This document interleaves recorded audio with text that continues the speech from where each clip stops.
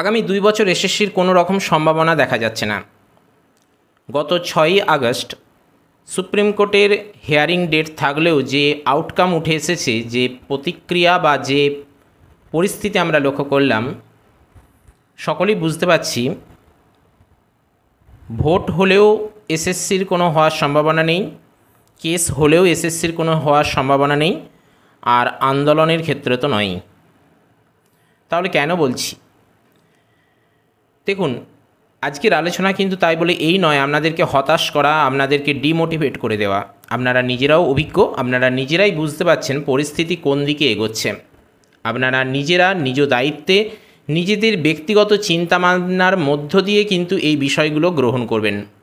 Just যে পরিস্থিতি, যে দিন যেভাবে এগোচ্ছে, তাতে করে পরিষ্কার বোঝা যাচ্ছে যে এখন তো দূরের কথা, আগামী 2 বছরও নতুন এসএলএসটি বা এসএসসি হওয়ার কিন্তু কোনো সম্ভাবনা নেই। তা সে 9-10 হোক, তা সে 11-12 হোক, কিংবা আপার প্রাইমারি। যদিও আপার প্রাইমারি পুজোর আগে ক্লিয়ার হয়ে যাবে বলছে, কিন্তু সেটা কতটা ক্লিয়ার হবে, সামনে আবার এক কী সমস্যা দেখা দেবে সেটা আমাদের কাছে পরিষ্কার নয়। সে কারণেই বলছি যে আগামী 2 বছর কিন্তু এসএসসি হওয়ার কোনো রকম সম্ভাবনা নেই। এখন উপায় কেবলমাত্র আমাদের একটাই, হয় বিহার টেট, নয় ঝাড়খণ্ড টেট, নয়তো উত্তরাখণ্ড টেট, কিংবা একলব্য মডেল শিক্ষক নিয়োগ, পারলে সিটেট। যারা বিএড করে রয়েছেন, এসএসসি বা শিক্ষকতাকে স্বপ্ন নিয়ে এখনও বেঁচে আছেন বা এখনও আশা ছাড়েননি, ধৈর্য ধরে রয়েছেন, তাদের জন্য কিন্তু এইগুলো অপেক্ষা করছে বা এইগুলোর জন্য কিন্তু তারা আপ্রাণ চেষ্টা করতে পারেন।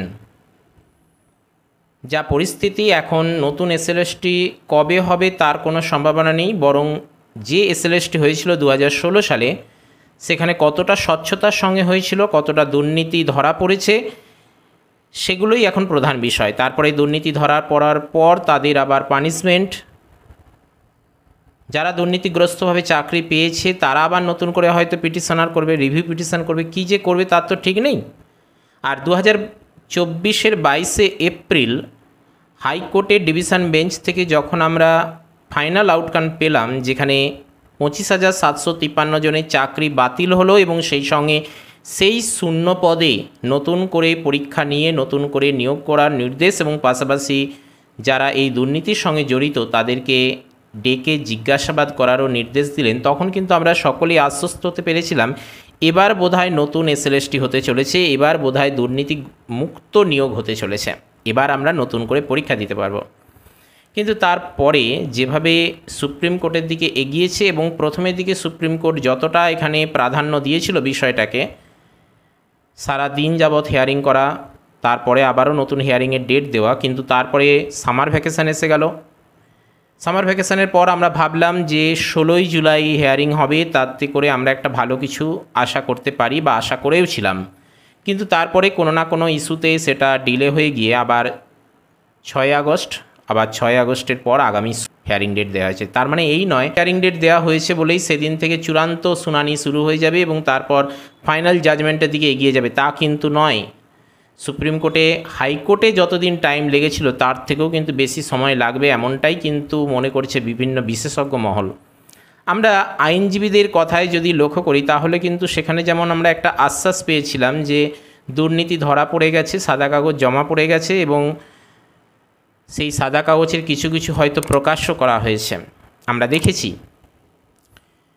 এবারে হয়তো খুব শীঘ্রই সেই দুর্নীতির পানিশমেন্ট, পাশাপাশি দুর্নীতিভাবে চাকরি পাওয়া ক্যান্ডিডেটদেরকে বাতিল, নতুন করে রিক্রুটমেন্ট ইত্যাদি আসবে। কিন্তু যেভাবে ডিলে হয়ে যাচ্ছে, এবং লয়ারদের কথায় আমরা আশ্বস্ত হওয়ার পাশাপাশি এটাও কিন্তু আমরা বর্তমানে শুনছি, যেখানে বলছেন যে সময় কিন্তু লাগবে, কেননা সময় না লাগলে জাজমেন্ট কিন্তু ভুল হয়ে যাওয়ার সম্ভাবনা বেশি থাকে।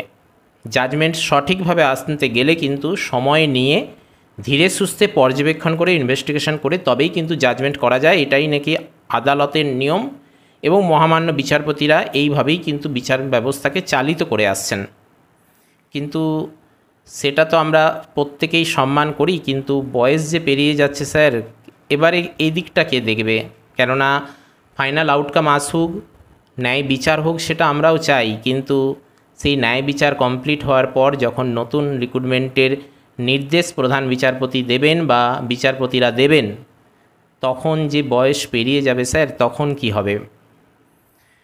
2016 শেষ এসএলএসটি হয়েছে এবং 2016 পরে বা 2016তে যারা বিএড কমপ্লিট করেছেন তারা তো আজ 2016 পেরিয়ে আজ 2025 আসতে চলল, প্রায় 9 বছর। তো সেই 9 বছরের সময়ের দাম কে দেবে? তারা তো প্রত্যেকেই এসএসসি দেওয়ার জন্য, মেনলি এসএসসি দেওয়ার জন্যই তো বিএড করেছিল বহু টাকা খরচ করে। কেউ 1 বছর, কেউ 2 বছর, বর্তমানে তো 2 বছর চলছে। বলবেন বিএড করাটা কি শুধুমাত্র শিক্ষকতার জন্য? না, সেটা নয়। বিএড করা মানে কিন্তু সেই সঙ্গে স্কুল এসআই পদ নিয়োগের জন্য ফাঁকা রয়েছে বর্তমানে। কিন্তু দুঃখের বিষয়, পশ্চিমবঙ্গে কিন্তু 2018 সালের পর আজ 6 বছর হতে চলল, স্কুল এসআই রিক্রুটমেন্টের নোটিফিকেশান তো দূরের কথা, নতুন করে বিজ্ঞপ্তি বা কোনো রকম আপডেট নেই। সাম্প্রতিক পাবলিক সার্ভিস কমিশন, ওয়েস্ট বেঙ্গলের পাবলিক সার্ভিস কমিশন তথা WBPSC থেকে শিক্ষক শিক্ষিকা নিয়োগের জন্য একটা ক্যালকাটা গেজেট পাবলিশড হয়েছিল লোকসভা নির্বাচনের আগে। অনেকে ভেবেছিলেন যে সেখানে হয়তো তাহলে ভোটের পরেই সেই নোটিফিকেশান আমরা হাতে পাবো এবং সেই মোতাবেক এগিয়ে যাব। সেই নিয়ে বিভিন্ন অনলাইনে, বিভিন্ন সামাজিক মাধ্যমগুলিতে কিন্তু আলাপ আলোচনা চলেছে, অনেকে আশ্বস্ত হতে পেরেছে, কিন্তু দুঃখের বিষয় এখনও পর্যন্ত সে আপডেট আসেনি।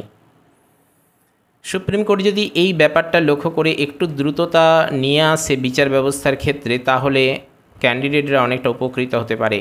ন্যায় বিচার আসবে, সেটা নিশ্চয়ই আসবে, কোর্টের প্রতি ভরসা আমরা সকলেই রাখি।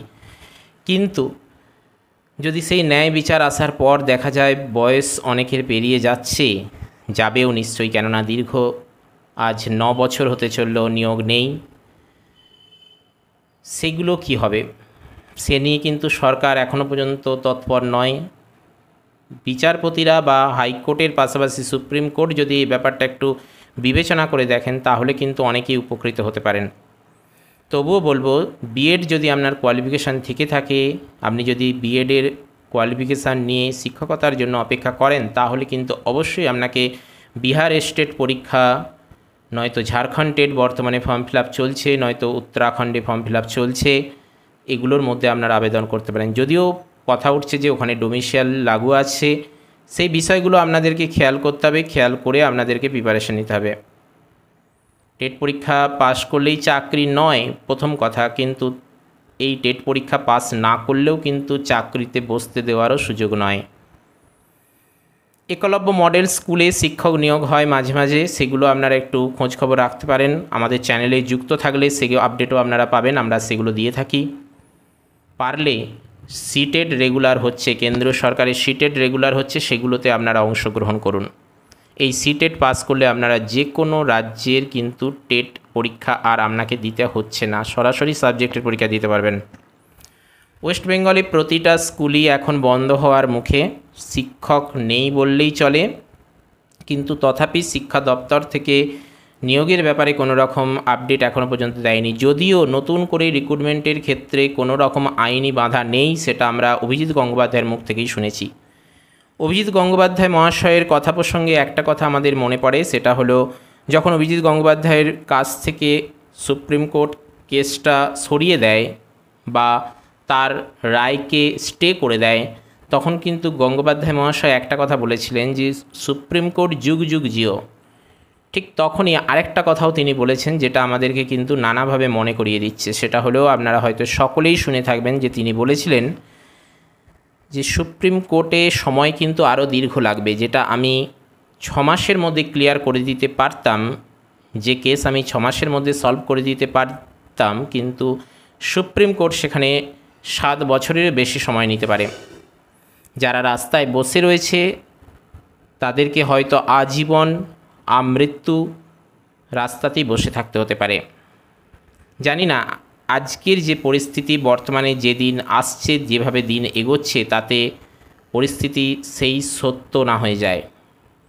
কিন্তু বিএড ক্যান্ডিডেট যারা রয়েছেন তাদেরকে তো হাল ছাড়লে চলবে না, তাদেরকে আশা ছাড়লে চলবে না। বয়সের শেষ সময় পর্যন্ত, বয়সের চাকরির যে সময়সীমা, সেই সময়সীমা পর্যন্ত কিন্তু লড়ে যেতে হবে। বিচার ব্যবস্থার প্রতি ভরসা রেখে, কোর্টের প্রতি ভরসা রেখে লড়ে যেতে হবে। তার মানে এই নয় যে রেগুলার প্রিপারেশান নিতে হবে। আমি আবারও বলছি যে এটা কিন্তু ডিমোটিভেট করা নয়। আপনারা যে কোনো না যে কোনো কাজে পারলে যুক্ত হয়ে যান, কিন্তু পড়াশোনা দিনে 1 থেকে 1.5 ঘন্টা মোটামুটি চালু রাখুন। বেশি করার দরকার নেই, 1 থেকে 1.5 ঘন্টা চালু রাখুন। সুপ্রিম কোর্টে হিয়ারিং রয়েছে, সেখানে 5টা পক্ষকেই কিন্তু তাদের হলফনামাই বলুন, এফিডেভিট বলুন, কিংবা আরও যে সকল নামে বলা হয় তাদের অভিযোগগুলো সেগুলো জমা দিতে বলা হয়েছে। সেগুলো জমা দেওয়ার মানেই কিন্তু চূড়ান্ত রায়দানের দিকে এগিয়ে যাবে না। সেগুলো নিয়ে বিচারপতি বলেছেন তিনি এই 5 জনের মানে 5টা পক্ষের বক্তব্য 5টা করে পাতায়, অর্থাৎ টোটাল 25টা পাতায় তিনি জমা নেবেন এবং সেগুলো নিয়ে হিয়ারিংয়ের মধ্য দিয়ে বিচার ব্যবস্থাকে এগিয়ে নিয়ে যাবেন। তার মানে এই নয় যে চূড়ান্ত রায়দানের দিকে এগিয়ে নিয়ে যাবেন। এরপরেও কিন্তু অনেকগুলো ধাপ আছে।